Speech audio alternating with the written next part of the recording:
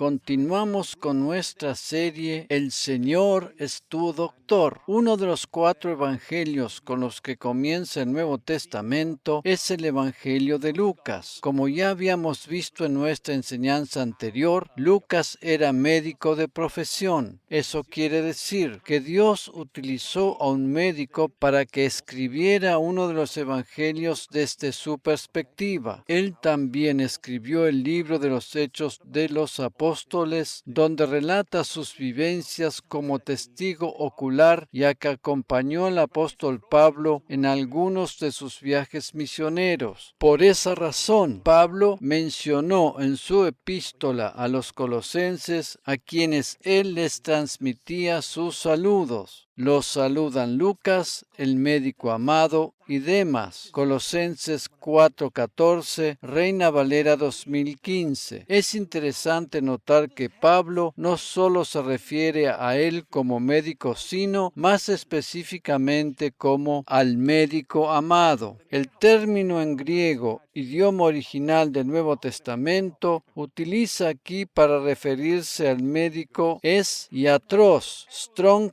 G 2395. A comienzos de la era cristiana, tanto en Oriente como en Occidente, el griego era la única lengua de la Iglesia, y esta situación se prolongó durante siglo y medio. Esta lengua, dado el alto grado de su desarrollo y su riqueza de vocablos y de formas, constituía el órgano más apto para dar a conocer las grandes verdades del cristianismo. Tanto los autores del Nuevo Testamento como los denominados padres de la Iglesia, quienes tuvieron una cercanía inmediata con los apóstoles de Jesucristo y que cronológicamente se ubican en el siglo I y la primera mitad del siglo II de la era cristiana, utilizaban también términos en latín. En la segunda mitad del siglo II, el cristianismo se había difundido en Occidente, entre personas que no hablaban el griego. Para adecuarse a esta nueva circunstancia,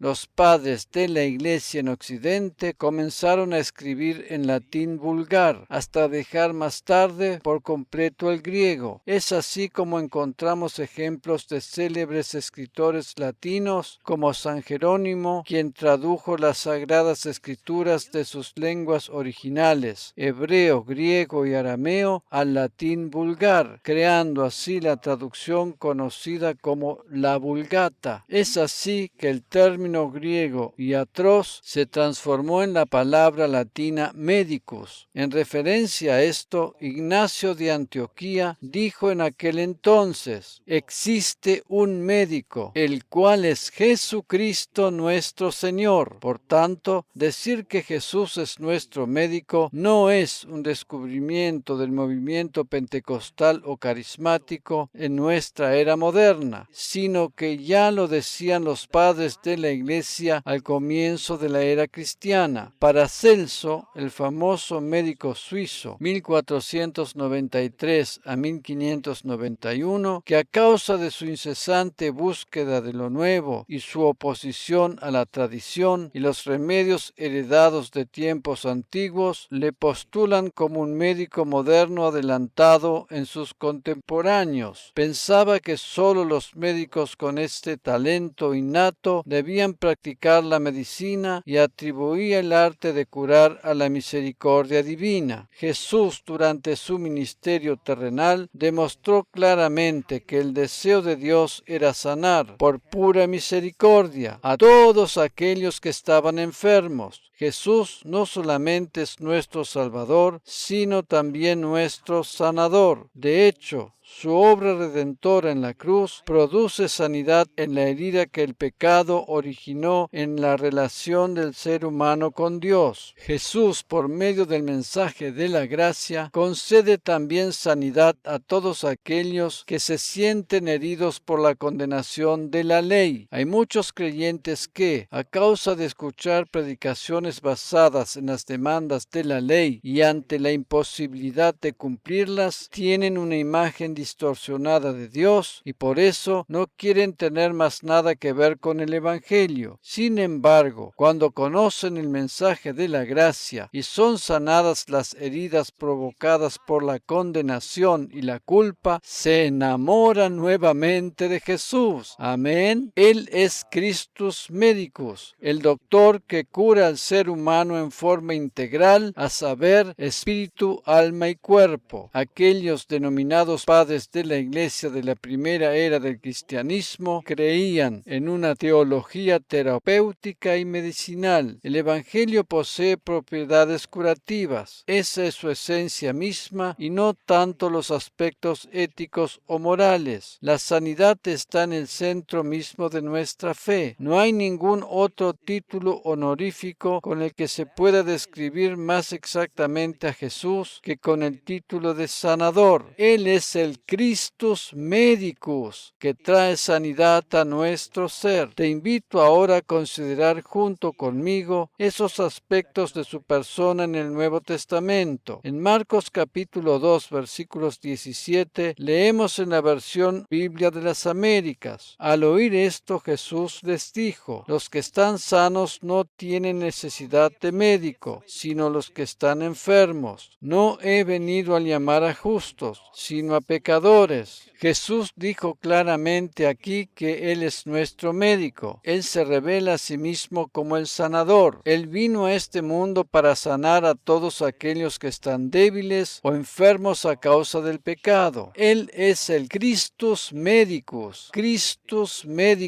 que trae sanidad total al ser humano. Todo aquel que le acepta como Salvador personal recibe sanidad y por medio de la fe en su obra redentora es justificado delante de Dios. En Lucas 4:23 leemos acerca de lo que les dijo a los fariseos o maestros de la ley. Entonces Él les dijo: sin duda me citaréis este refrán: médico, cúrate a ti mismo. Esto es, todo lo que oímos que se ha hecho en Capernaum, hazlo también aquí en tu tierra. Biblia de las Américas. A juzgar por estas palabras, Jesús estuvo esperando que los fariseos le llamaran médico. Dicho de otra manera, al reconocer que Él sanaba a los enfermos, ellos estaban admitiendo tácitamente que era médico. Cabe recordar que Jesús realizó mayores milagros o sanidades en las regiones gentiles que en la misma Jerusalén, debido a que ésta era el centro de la religiosidad y el legalismo,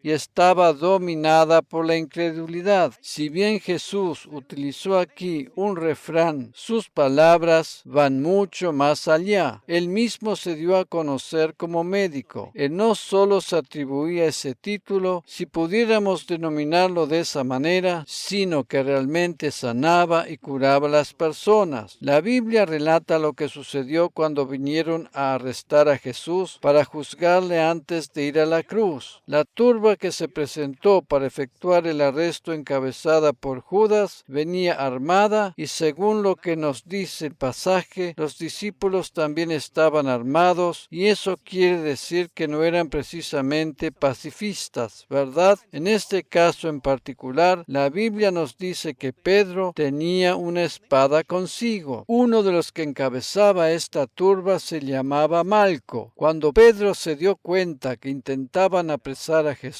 desenvainó su espada y de un golpe certero le cortó la oreja derecha a Malco, quien era siervo del sumo sacerdote. Imaginémonos la escena. El hombre herido y sangrante necesitaba un médico con urgencia, ¿verdad? Él estaba allí presente. En Lucas capítulo 22, versículos 50 y 51, leemos lo que sucedió. Y uno de ellos hirió al siervo del sumo sacerdote y le cortó la oreja derecha. Respondiendo Jesús dijo: deteneos, basta de esto. Y tocando la oreja al siervo, lo sanó. Biblia de las Américas. El Evangelio de Juan también nos relata esta historia. De allí sabemos que el autor del hecho fue Pedro y que el siervo se llamaba Malco. Pero Juan no escribió nada sobre un detalle importante que encontramos en el pasaje de Lucas. Lucas, a saber que Jesús le sanó. Teniendo en cuenta que Lucas era médico, puso especial interés en el hecho de que Jesús restableció y curó la herida que Pedro había provocado. Hay que tener en cuenta que Malco era uno de los que venían a buscar a Jesús con el propósito de apresarle y condenarle a muerte, o sea que era su enemigo, y a pesar de ello, Jesús lo sanó. Jesús sanó a su enemigo. Eso es precisamente lo que hacen los médicos en los campos de batalla. Ellos, debido al juramento que hicieron al recibir su título, tienen que estar dispuestos a ayudar y socorrer a los heridos del bando enemigo. Eso es lo que hacen los médicos del ejército de Israel en la actualidad. Ellos socorren y atienden por igual tanto a sus compatriotas como a sus enemigos. Un médico tiene que estar dispuesto a atender a todos y no puede establecer una diferencia entre aliados o enemigos. Esto era precisamente lo que hizo Jesús en aquel momento. Él, como médico, curó la oreja de su enemigo. En realidad, si bien la Biblia habla aquí de una sanidad, esto fue prácticamente un milagro. Aunque no tenemos más detalles de cómo sucedió la curación, si es que fue inmediata o duró algunas horas hasta que se restableció completamente, pero de una u otra manera fue más un milagro que una sanidad. Como ya mencioné en la enseñanza anterior, podemos creer y esperar tanto un milagro, el cual sucede en forma sobrenatural y más o menos inmediata, como también en una sanidad progresiva. La mayoría de los creyentes que creen en la sanidad divina esperan generalmente un milagro, y con esto se olvidan de depositar su confianza y su fe en un Dios sanador. El Nuevo Testamento pone más énfasis en la sanidad, la cual habla de un proceso hasta una restauración completa, que en los milagros. Por ejemplo, en Santiago capítulo 5, versículos 14 y 15, donde está escrito: ¿Está alguno entre vosotros enfermo? Que llame a los ancianos de la iglesia y que ellos oren por él, ungiéndolo con aceite en el nombre del Señor. Y la oración de fe restaurará al enfermo. El Señor lo levantará, y si ha cometido pecados le serán perdonados. Biblia de las Américas. Si prestamos atención, aquí se partía de la base que los creyentes de aquel tiempo estaban sanos a raíz de haber recibido el Evangelio de Jesús. Así todo, estaba la posibilidad de que, si alguien estaba enfermo, podía llamar a los ancianos de la iglesia para que oraran por él y fuera restablecido. Hoy en día, lamentablemente, casi 3/4 parte de los creyentes están enfermos porque no conocen a Jesús como médico. A menudo, aquellos que recién llegan a Jesús y le reciben como Salvador personal son al mismo tiempo sanados de muchas de sus enfermedades y dolores. Repito, nosotros creemos en milagros, pero así y todo, hay una verdad que es mucho más relevante, y es que Jesús, como nuestro médico divino, desea sanarnos por medio de su palabra, que va actuando en nosotros como una medicina profiláctica. El relato sobre el incidente que sucedió la noche que fueron a arrestar a Jesús aparece en los 4 evangelios. Sin embargo, solo en el Evangelio de Lucas está escrito que Jesús sanó a Malco. Solo un médico puede escribir desde esa perspectiva. Jesús fue misericordioso y sanó aún a aquel que venía a hacerle mal, que venía a dañarlo. ¿No es maravilloso esto? Jesús, además de actuar como médico y sanar aún a sus enemigos, era denominado samaritano por los fariseos. La historia del buen samaritano relatada en el Evangelio de Lucas tiene que ver pura y exclusivamente con sanidad en relación a la asistencia médica. Más adelante vamos a considerar esta parábola en detalle. En Juan capítulo 8, versículos 48 y 49, leemos en la versión Biblia de las Américas: Contestaron los judíos y le dijeron: ¿No decimos con razón que tú eres samaritano y que tienes un demonio? Todos sabemos que judíos y samaritanos no se trataban entre sí. Jesús era judío, sin embargo, aquí le trataron como samaritano. Con eso le estaban insultando insultando y despreciando, y no solo le trataban de samaritano, sino que le decían que tenía un demonio. Jesús les respondió: yo no tengo ningún demonio, sino que honro a mi Padre y vosotros me deshonráis a mí. Es interesante que él solo se defendió en relación a lo último y no en lo que tiene que ver en cuanto a ser samaritano. Él, aunque era claramente judío, no les replicó absolutamente nada en lo que respecta a esa supuesta acusación. Por el contrario, Jesús se reconoce a sí mismo como el buen samaritano. Precisamente un poco antes de que los judíos le hicieran ese tipo de reproche, él había relatado la parábola del buen samaritano, la cual está relatada solamente en el Evangelio de Lucas. Interesante, ¿verdad? Dios inspiró al doctor Lucas a escribir todos esos detalles que tienen que ver con la medicina. Vamos a considerar juntos la razón por la cual decimos que Jesús es el buen samaritano de la parábola. En Lucas 10, versículos 30 al 37 leemos, de la versión Biblia de las Américas: respondiendo Jesús dijo: cierto hombre bajaba de Jerusalén a Jericó y cayó en manos de salteadores, los cuales después de despojarlo y de darle golpes, se fueron dejándolo medio muerto. Aquí habla de un cierto hombre que estaba de camino entre un lugar y otro. El ser humano es un viajero que va de camino por la vida. A menudo es asaltado y golpeado y despojado por las circunstancias adversas de la vida, al punto tal de quedar medio muerto. Hay muchos que, aunque viven, están muertos internamente. Son como muertos que caminan. Las frustraciones y desengaños de la vida los han dejado mal heridos. Por casualidad, cierto sacerdote bajaba por aquel camino y cuando lo vio, pasó por el otro lado del camino. El sacerdote aquí equivale a los representantes de la ley. El legalismo no nos puede ayudar cuando estamos lastimados y medio muertos. Del mismo modo, también un levita, cuando llegó al lugar y lo vio, pasó por el otro lado del camino. El levita representa aquí a la religión. Las prácticas religiosas no sirven para curar las heridas. Hay quienes incursionan en diferentes religiones para tratar de curar las heridas interiores que llevan dentro de sí mismos, pero no consiguen subsanarlas. Pero cierto samaritano que iba de viaje llegó a donde él estaba y cuando lo vio tuvo compasión. Este samaritano era un extranjero que no pertenecía a la nación de Israel. Jesús vino a este mundo como extranjero. Él pertenecía al reino celestial. Tanto el sacerdote como el levita pertenecían al pueblo judío y aunque conocían perfectamente a la gente, no hicieron absolutamente nada por este hombre herido. Jesús, quien vino al mundo como un extranjero, no trajo leyes ni religión, sino un mensaje de misericordia. Hoy en día, Él está sentado a la diestra de Dios el Padre e intercede por nosotros como nuestro sumo sacerdote, lleno de misericordia, que se compadece de nuestra debilidad y siente empatía de nuestro dolor, porque sabe lo que es estar en un cuerpo humano. A continuación, vemos cómo actuó el buen samaritano en aquella oportunidad y cada uno de sus detalles nos habla de asistencia medicinal. Y acercándose, le vendó sus heridas, derramando aceite y vino sobre ellas. Él utilizó un vendaje. El aceite y el vino en aquel entonces era el sinónimo de medicina por excelencia. El aceite servía para ablandar la herida y el vino para desinfectarla. Es interesante notar que en cada pomada o ungüento que sea apto para aplicar sobre las heridas, siempre están presentes ciertos componentes que ablandan y desinfectan. Los aceites que se utilizan para preparar las cremas medicinales otorgan suavidad a la piel y los productos antisépticos o desinfectantes sirven para combatir o prevenir los padecimientos infecciosos, destruyendo los microbios que los causan. El Nuevo Testamento es sinónimo de asistencia medicinal. El aceite representa la unción y el vino nos habla de la Santa Comunión. Estos dos dos elementos indican hacia Jesús, nuestro sanador, y hacia su obra redentora a nuestro favor. Y poniéndolo sobre su propia cabalgadura, lo llevó a un mesón y lo cuidó. La primera parte de esta frase tiene que ver con el transporte del herido hacia el lugar donde habrá de ser atendido hasta su total recuperación. Hoy en día estaríamos hablando de una ambulancia. El mesón equivaldría al hospital. El mesón también puede ser comparado con la iglesia, donde las personas reciben también sanidad interior. El samaritano no solo llevó al herido hasta allí, sino que también lo cuidó. En un hospital moderno, este cuidado es llevado a cabo por el personal sanitario, los cuales trabajan día y noche alrededor de los enfermos. Versículo 35. Al día siguiente, sacando 2 denarios, se los dio al mesonero y dijo: cuídalo, y todo lo demás que gastes cuando yo regrese te lo pagaré. El mesonero recibió 2 denarios como pago para cubrir los gastos que pudiera llegar a ocasionar todavía el tratamiento de recuperación de esta persona herida. Recordemos que este hombre había quedado medio muerto a causa de las heridas recibidas. Él no estaba allí en el mesón para pasar sus vacaciones, sino para restablecerse y recuperarse físicamente. El samaritano no solo le pagó al mesonero los 2 denarios, sino que prometió hacerse cargo de todos los gastos adicionales que podrían llegar a producirse. Esto nos hace pensar en un seguro por enfermedad o una obra social prepaga, como se denomina en algunos lugares. En el siguiente versículo, Jesús hizo una pregunta, la cual es bastante fácil de responder. El único que hizo algo para ayudar a este hombre fue el samaritano. Versículos 36 y 37. ¿Cuál de estos 3 piensas tú que demostró ser prójimo del que cayó en manos de los salteadores? Y él dijo: el que tuvo misericordia de él. Y Jesús le dijo: ve y haz tú lo mismo. Esta última frase de Jesús nos da la pauta cuándo es que debemos orar para recibir sanidad y cuándo tenemos que actuar buscando la ayuda médica profesional. En alguna de nuestras enseñanzas anteriores habíamos mencionado que la ciudad de Laodicea era famosa en toda la región porque estaba dotada de fuentes termales con aguas curativas y que allí se fabricaba un ungüento especial para enfermedades oculares. De acuerdo a las diferentes dispensaciones o eras de la historia de la Iglesia, en la actualidad nos encontramos en el tiempo de la Iglesia de Laodicea, la última antes del regreso de nuestro Señor Jesucristo. El Señor es nuestro médico divino. Ciertamente, el Señor es nuestro médico divino, y Él también nos sana por medio de la atención médica que tenemos a disposición en nuestro mundo moderno. Es notable observar la forma en que la ciencia médica ha progresado en los últimos 150 años y lo que los médicos son capaces de realizar hoy en día con todos los elementos tecnológicos que tienen a su disposición. La anestesiología, por ejemplo, que nació a mediados del siglo XIX, la cual en los primeros momentos supuso una verdadera revolución,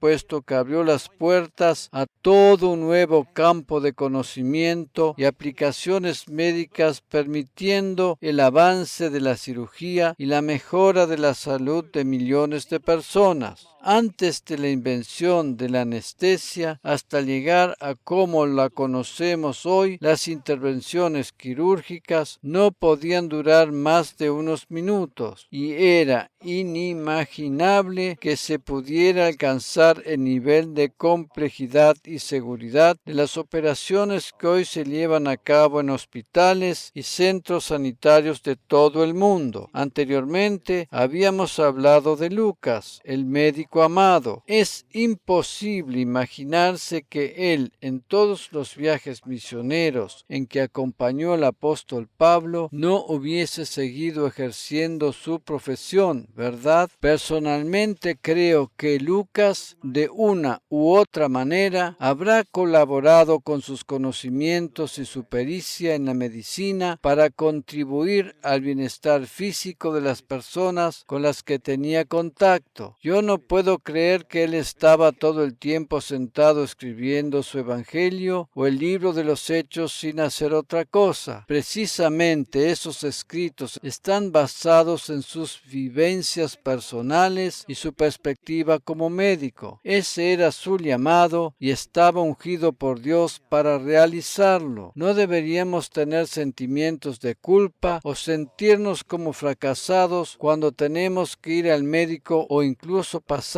por una operación, aun siendo que creemos en la sanidad divina, pues Dios puede sanarnos también de esa manera. Permitamos que el testimonio del Espíritu Santo en nuestro interior nos guíe a saber lo que tenemos que hacer y a dónde nos debemos dirigir para encontrar la solución al problema que nos aqueja. Algunas veces, aunque oramos pidiendo sanidad, los síntomas y las molestias no parecen desaparecer. En estos casos, aunque seguimos confiando en la sanidad divina, no deberíamos dudar en buscar ayuda médica profesional sin sentirnos fracasados por ello. Sería absurdo mantenerse en una actitud testaruda y de falsa humildad, pudiendo haber recibido ayuda por medio de la asistencia médica, evitando así males mayores e incluso la muerte misma. Al final de esta parábola, la cual tiene que ver claramente con la atención médica, Jesús dijo: «Ve y haz tú lo mismo». Y esto nos desafía a animar a la gente a ir al médico y a no acusarles de tener muy poca fe cuando lo hacen. Yo no estoy diciendo con esto que debemos confiar más en la medicina humana que en nuestro médico celestial. Al contrario, nuestra confianza siempre debe estar puesta primeramente en Dios. Aunque vayamos al médico y hagamos uso de lo que nos ofrece la asistencia profesional. En la próxima enseñanza voy a referirme a un par de casos que aparecen relatados en la palabra de Dios sobre personas que pusieron su confianza primeramente en los médicos antes que en Dios y la manera en que se desarrollaron las cosas. Repito, yo no estoy diciendo que hagamos así, sino que confiemos primeramente en Dios, pero que tampoco nos sintamos culpables o fracasados si tenemos que hacer uso de la asistencia médica humana. Las palabras de Jesús, «Ve y haz tú lo mismo», nos impulsan a todos nosotros, como pastores y líderes de la iglesia, a animar a la gente a ir al médico cuando sea necesario. El hecho de hacer uso de la medicina humana no significa que seamos débiles en la fe. De una manera u otra, nuestra confianza y esperanza está puesta primeramente en Dios y su palabra, la cual, como ya habíamos visto, es medicina para todo nuestro ser. Es más, no solo deberíamos animar a las personas a hacer uso de la asistencia médica humana sin recriminarles por su supuesta falta de fe, sino que algunas veces tendríamos que tratar de hacernos cargo de los costos dentro de la medida que nos sea posible y que las leyes nos lo permitan. Si enviamos Biblias a aquellos que viven en países donde no las tienen, adjuntemos también medicamentos tales como antibióticos o calmantes, alimentos no perecederos, productos para la higiene personal, o hagamos un pequeño aporte financiero para la construcción de pozos de agua. La gente habrá de tener mayor interés en leer la Biblia si recibe primero una ayuda práctica que contribuye a aliviar su necesidad física. Soy consciente que todos tenemos algún tipo de necesidad financiera, pero así todo, siempre podemos extender una mano a aquellos que están peor que nosotros. Jesús, nuestro médico divino, nos insta a actuar de la misma manera que lo hizo el buen samaritano en esta parábola. Confiamos plenamente en la sanidad divina, oramos por ello y nos gozamos sobremanera cuando vemos su manifestación en nuestro medio, pero tampoco podemos dejar de lado este otro aspecto que acabamos de considerar, a saber, hacer uso de los recursos que la medicina humana pone a nuestra disposición sin recriminarnos por ello. Nunca es bueno caer en los extremos. Hay creyentes en algunos círculos cristianos que sostienen que no hay que ir al médico sino confiar solamente en la sanidad divina. Esa forma de pensar ha conducido a algunos a la misma muerte. Esto es muy triste y lamentable y seguramente se podría haber evitado. Oremos. Señor, tú eres nuestro médico divino por excelencia. Gracias porque estás obrando ahora en nuestro medio, en el cuerpo de los que están aquí presentes, así como también de los que están viéndonos en forma online y los que escuchan o leen este mensaje más tarde en forma diferida en otros lugares. Gracias porque tú eres nuestro Christus Medicus y traes sanidad a todo nuestro ser. Amén.